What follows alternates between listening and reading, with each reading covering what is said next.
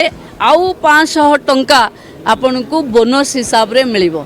नमस्कार दर्शक बंधु मु मानस स्वागत करुच्ची आपण मानकु आउ एक लेटेस्ट न्यूज रे। उपमुख्यमंत्री बड़ घोषणा महिला मानक पई आसिला खुशी खबर। दशहरा उपलक्षे महिला मानक खाता को आसिबो 500 टंका बोनस।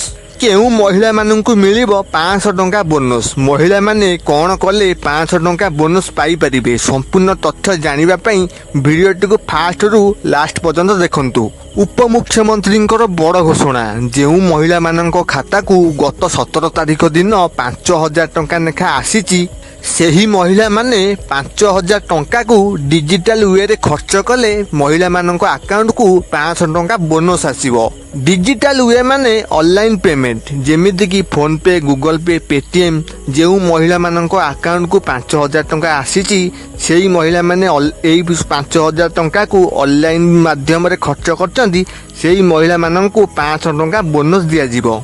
भिडियोटी भल लगी भिडियो गोटे लाइक करंतु। एही परी लेटेस्ट इन्फॉर्मेशन जानिबा पई चैनल को सब्सक्राइब करंतु।